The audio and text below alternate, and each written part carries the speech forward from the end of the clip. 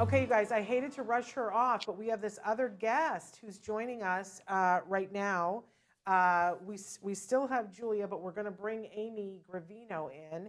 Amy Gravino, who is an amazing young woman. And of course, I do not have her bio directly in front of me, but I consider Amy to be a friend. And she is an autism sexuality expert. Is that the I don't even have that in front of me.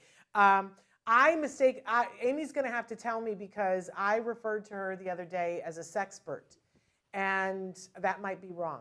But she's also a relationship coach, and she's an international speaker. She's one of the funniest people on the planet when she speaks because she tells it like it is, says what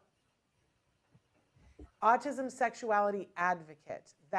Those are the words that I need to have emblazoned upon my brain. So that's what it is. Let me not get it wrong.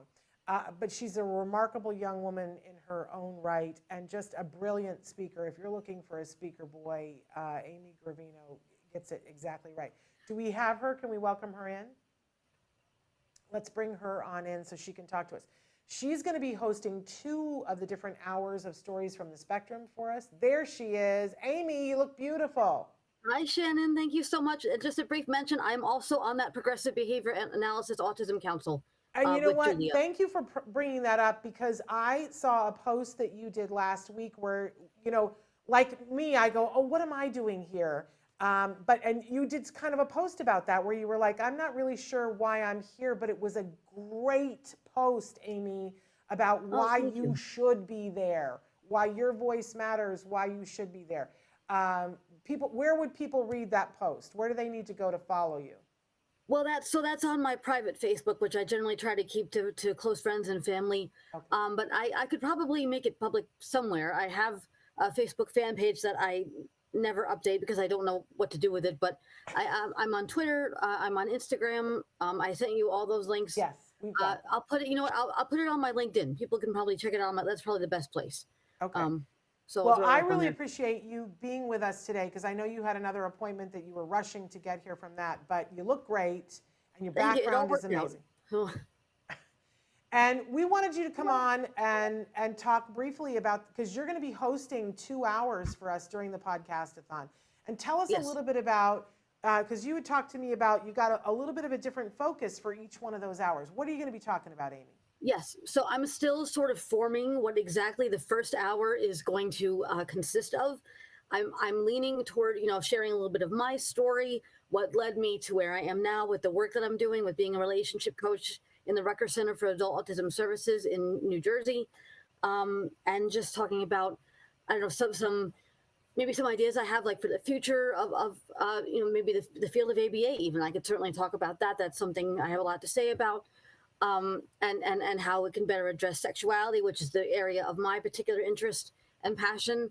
And that I might, do towards the end, because that will then lead us in and set us up to the second day, the second hour, which is going to be, I'm very happy to say, confirmed, an interview with Dr. 𝗃𝗂𝗃𝗏𝗏, who is a dear friend of mine and a wonderful human being.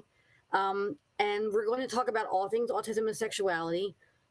If you know either Peter or myself, we have no filter that we're aware of. So it's going to be a very candid discussion. And we're just going to, I think, just talk about why this is such a neglected area in the field, why it needs to be addressed, what are some of the obstacles that people on the spectrum can face in trying to embrace their sexuality and engage in relationships. And again, ending on that hopeful future note of what do we hope the future holds to improve the situation for individuals on the spectrum. So that roughly is what I am hoping to talk about in April. I'm so excited about it, Amy, about both hours that you're going to be hosting and about the conversation. Every time that I have heard you speak, it's almost like flash bulbs. People talk about, oh, somebody said something and a light bulb went off. For me, when you speak, it's like flash. It's like 𝗃𝗶𝗀𝗧, because so many light bulbs go off in my brain. You said something that I keep quoting at when I was at the ABAI Autism Conference, and you were on a panel, and you said something that I keep quoting because the question that was asked you was, we all want to know in this audience, how can we be better allies to individuals on the spectrum? Do you remember how you replied? I did. I said that individuals on the spectrum, we don't need allies, we need accomplices. And what I essentially meant by that is, an ally is someone who waves the flag, hey, I support you. But an accomplice is someone who wakes up in the jail cell next to you and says, boy, what a night that was. And so that's what we, as people on the spectrum, need, is accomplices, people who are willing to take action, to not just use words. I mean, words are very important. Words obviously can change minds and hearts, but action is the next step. And it's about, helping people on the spectrum fulfill our potentials, helping us achieve our goals by, actively facilitating, whatever's needed to achieve those goals. So that's what I mean by accomplices, and And I've being been willing to quoting invest that. as well. I've been quoting that because I have always said, I want to be a good ally. And now I'm like, okay, how do I be an accomplice? I want to dig in and be an accomplice. I want to be Amy's accomplice. I want to be my son's accomplice, right? So I love that. I love your perspective that you bring, and you're always so funny, Amy. You had that whole room in tears. You had them laughing so hard. I just enjoy your fresh point of view, and I'm so glad that you don't bring a filter. It's so refreshing. But just for today, just to give everybody just a little amuse-bouche, I am fascinated in the wrong way by the fact that parents often assume my child is on the autism spectrum. That means that they're never going to date, which means that they are not a sexual being. And I don't understand where that thinking comes from, and that there's this hump that we have to overcome with people because that's completely wrong, correct? It is very wrong, yes. And now, obviously, there are some people on the spectrum who are not interested in dating or in having sex, and that is absolutely valid and fine. Again, I have sometimes seen the kind of the converse, which is, what, you don't want to have sex, you don't want to date, what's wrong with you? We can't win. Either we want to date and parents freak out, or we don't want to date and parents freak out. There's kind of no winning there. But largely, it is what you had said, which is, that people on the spectrum are kind of infantilized and seen as children in big bodies. That's how autistic adults are often viewed, and therefore are seen as being far more innocent and not interested in sexuality and relationships. But our bodies don't care that we have autism. We are going to go through puberty just like everyone else, and we're going to have those desires and those needs and those emotions, and we need the tools to navigate them successfully, or we're going to run into a lot of trouble. Yeah. Well, and even if somebody, I mean, I know a lot of people who, people who aren't on the spectrum, who've been through dating and go, that's it. I'm done with dating. I don't want to date anymore. I'm not interested in the dating thing. I'm not even interested in a relationship, maybe for right now. We would never assume that that person is not a sexual being, that they didn't have sexual thoughts and feelings.